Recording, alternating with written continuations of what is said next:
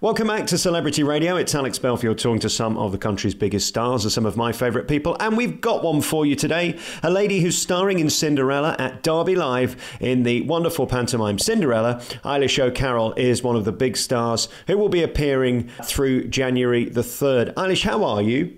I'm absolutely amazingly wonderful. I'm enjoying every minute of doing Cinderella. You know, I'm not Cinderella, obviously. I just want your listeners to know that. Well, I think you should be cast as that. I don't know why they... Really, but I don't know why they didn't cast me as Cinderella, but they said, how about Fairy Godmammy? It was either that or one of the Ugly Sisters. So I thought, no, I'll flump the glamorous part. Well, I was asked to play Dick in Whittington, so I wouldn't go there if I were you. Okay. You obviously turned it down. I did indeed. I was busy. Thank you so much for talking to me today. It's a great honour, and here's why. I mean, Mrs. Brown's Boys, let's start with that. I mean, it's made you a household name. And of course, the trajectory of that success is phenomenal. It's very rare something happens that big, that quickly, and that successfully that's that good, is it? A lot of people don't realise that Mrs. Brown's Boys has been going for near on 20 years now. Yeah. And we first went out with Mrs. Brown's Boys in a theatre in Cork City, the Everyman Theatre in Cork City in 1999. So that was the very first play that went out. But once it went on telly, which was obviously probably, what was that now, 7 years ago? That's right. It just became viral. And none of us expected that to happen. I've spoke to many stars over the years, and isn't it interesting how you can be banging away at stuff in theatres to hundreds, if not thousands a night, but one shot on BBC One just changes everything. That's just the reality of showbiz. Literally, and that is the reality of TV. Yeah. It's the magic of TV and the reality of TV.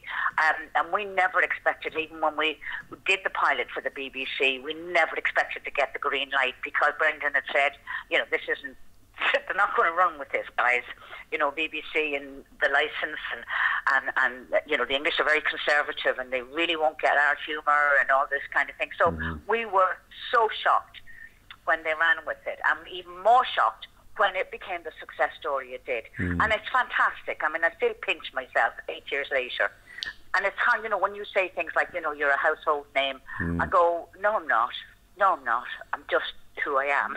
But the thing about Winnie, you see, she sets up Brendan, or should I say Agnes, beautifully with these zinger lines, and gives Brendan the opportunity to sort of steal the show with these zingers. And it's a beautiful chemistry you've got in that show, isn't it? Yes, and I think being siblings obviously helps, because I know his next move before he knows his next move. Yes. And I also know, with all the years of living with him, that you have to be a hair's breadth behind Brendan. You're never with him. You have to be a hair's breadth behind him. And that's what comedy is about, particularly double acts. It is about, your timing and making sure that you are the line feeder. You are the one who's setting it up. Right, and I love it, and I love working with him. He's a comic genius. He is. And I love comedy myself, and I think we both have a natural gift when it comes to comedy. And it works so beautifully. Do you know what's great as well is that you're doing and I mean this as a compliment, by the way, you're doing old-fashioned shtick and gags, which I love. For a while on telly, they sort of poo-pooed that, and they were doing this sort of modern, let's talk about going to the shops all day and nothing really happens. I love the fact that you set up a gag and there's a punchline at the end. And I think that's the reason that from 8 to 80, people love it. Oh, that's exactly the reason, because it's old-fashioned humour, and the physical comedy appeals to the kids. They slapdash comedy, and that's what it is, appeals to the adults. It's got I think I remember somebody from the BBC saying to me, it was the only sitcom that had that age range of a following, from 8 to 90. And it's you either love it or you hate it. And also the success, I think, is down to the fact that timing is always very important. It's the key in comedy. And when we kind of hit the screens, it was at a time when everybody was going through a global recession, and people were tired intellectualizing comedies. We had brilliant comedies out there, but at the same time they weren't in your face, let's have a laugh comedy. You had to think about it. They were subtle, They had hidden meanings and so on and so on. Very intellectual, whereas there was nothing intellectual about Mrs. Brown's Boys. That classic scene with the Christmas tree that starts talking and moving and blinking. Beautiful. It's beautiful, you know. And I mean, I watched it. I mean, I'm there when it's happening, and I was backstage when the one I loved was the one on the tree where it starts going round, where it starts turning around. And I know what's coming. I am crying with the laughter. Yeah. You know, I mean, his physical comedy is fantastic, absolutely fantastic, and it's just a joy to be part of something like that, Alex. You know, I never thought, you know, at my golden age that it would come to me, and I always feel when I'm talking to people, you know, they say, "Oh God, you're very inspirational," and I said, "Well, I think I'm kind of iconic from that point of view that you should never give up on your dreams. You know that I've always dreamt about, you know, being in a hit comedy, or being on television." I always wanted to perform, and I did it, you know, throughout my life, but never thought that the dream would actually come true. And here I am, and it has. And you've done this all your life. I mean, this has been your career and your life, and just one break makes you a household name. But that's not to say that you haven't spent your life working. Oh, of course not. You know, you know, and I think the same can be said for most performers. Yeah. You know, that they have spent. A lot of people think, "Oh my God, that's fantastic! They're absolutely brilliant. They're an overnight success," and that's because telly makes them an overnight success. The television makes them a household name, but what the television doesn't do is give you the backstory of the very long road to success. Do you know the reason I think that Brendan had a hit with this? There's a lot of similarities, it seems to me, between Agnes and Dame Edna, because she's lovable and warm, but she's also filthy and mucky. I mean, the language is outrageous, but people forgive her, don't they? They do, because she's an owl one. Yes. You know, she doesn't really know any better. You know, it's like, you know, you're sitting listening to your mother go, "Did she actually just say that?" Yeah. And your mother can say non-PC things, and you go, "Mom, you can't say things like that." Why not? You know, and I think it just gives people permission to lighten up a little bit and not take ourselves too seriously. Because at the end of it, like Dame Edna, Agnes has a lovely heart. Yeah, she does. She means well. She really does mean well, and she can backtrack. She can apologise without apologising. Isn't it funny from your point of view when you think that there was the royal family, there was the office, extras? I can't think of many others that have become sort of household names that continue to be repeated over and over again. And as you say, the irony that you started doing relatively small theatres and now you're doing arenas with a live tour is beautiful, isn't it? I mean, that's the dream. That's the showbiz dream. It is the showbiz dream. And you know, we're living the dream. You know, we're actually living the dream. But what we haven't, and I suppose when you've worked so hard for it, when there's been so many years put into it, you really appreciate it. You know that it could be gone tomorrow. Yeah. As quickly as it came. That's right. So, you know, you'll never lose touch with reality. Your feet are firmly on the ground. And I love the fact that, you know, that it has been a success, that it is, and I love what success brings into my life, and I love all of it. I won't deny that. I have an ego just like everybody else, but I'm also at that lovely age where you know that nothing lasts forever. So, you know, don't lose touch with reality and people who really matter to you. Has there ever been another family that have been so celebrated in terms of success? I mean, this is absolutely a family affair. Of course, Brendan's your little brother, and then he's got his kids, his wife. Everybody's involved. Yes, yeah. I don't think so. I'm not aware of it, other than circus families. Right. And I, for years, used to say to my friends, and they say, you know, what do you do? And I said, oh, well, I ran away with the circus 20 years ago. And that's how it felt. Yeah. I'd run away with the circus, and we were, you know, traipsing from city to city, town to town, sometimes filling theatres, sometimes not filling theatres, sometimes getting paid, sometimes not getting paid. And I think, you know, if anybody actually does ever really research it, I think for a play, a series of plays, to be going for the 20 years that it has been going, that in itself is quite an achievement. Like, you have the big ones like The Mousetrap, that's been going and still going, I think. Yeah. The big London productions, but I'm talking about, you know, a small production company which was a very small production company at the time, and getting as far as it has done, and still surviving, you know. Like, we might get 16 weeks work in a year. Yeah.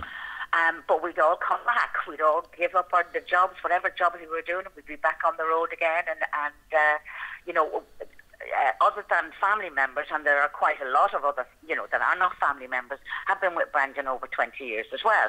So the longevity has been there for all of us. Was there ever a point you thought, this is just too much like hard work, schlepping from theatre to theatre on the road, and you nearly gave up? On every tour.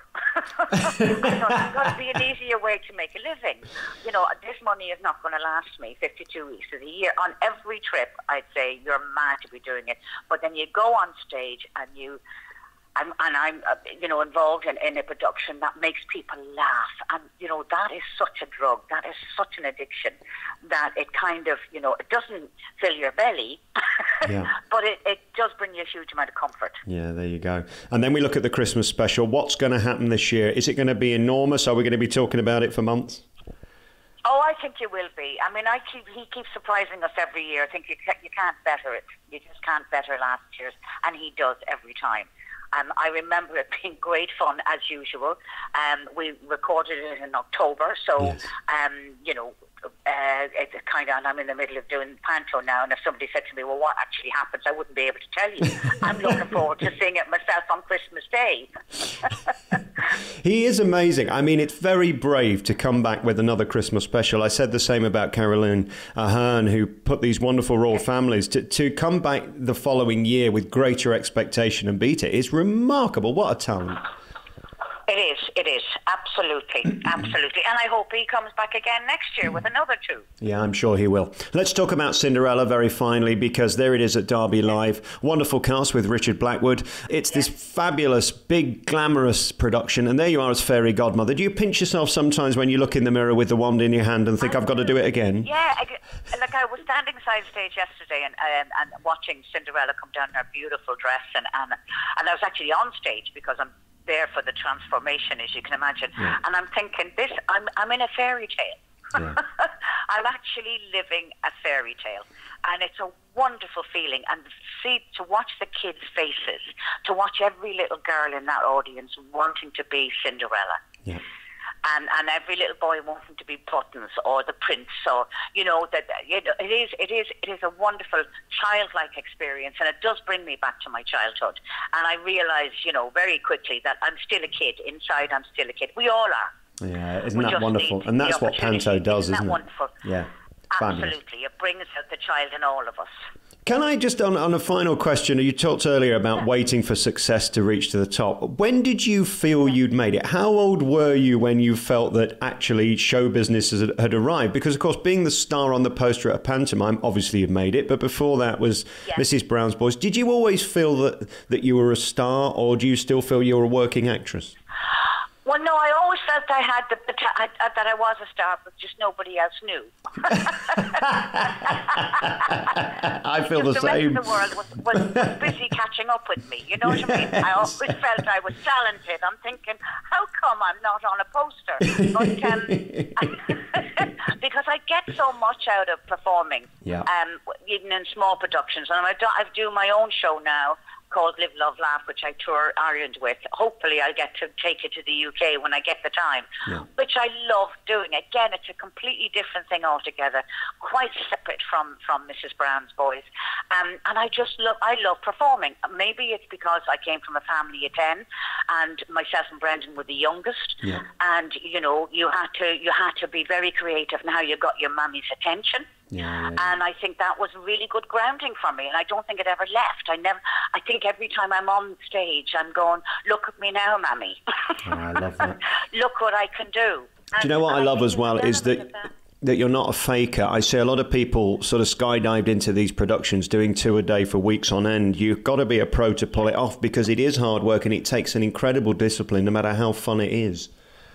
Absolutely. And you've got to keep your energy up, and you've got to remember that every time you go out, it's the first time that these children or adults are seeing you, and they've got to get the show it's got to be brand new. And, and I mean, of course, it's doctor theatre. Even if you're feeling a bit low, you can go out there and it just takes you off. You just go with it. Congratulations on everything. You get lost. Listen, Alex, thanks for the call. I really appreciate it. Congratulations. What a life, what a career, and what a continued success Mrs. Brown's Boys is. It's on for the Christmas special, of course, on BBC One. You can see Eilish O'Carroll starring as the fairy godmother in Cinderella at Derby Live through until January the 3rd. I wish you a very Merry Christmas, and thank you for the laughs. We love Winnie very much. Thank you, Alex. Thank you indeed. As we do you. Have a lovely Christmas yourself. Merry Christmas. Take care. Bye-bye. Bye-bye.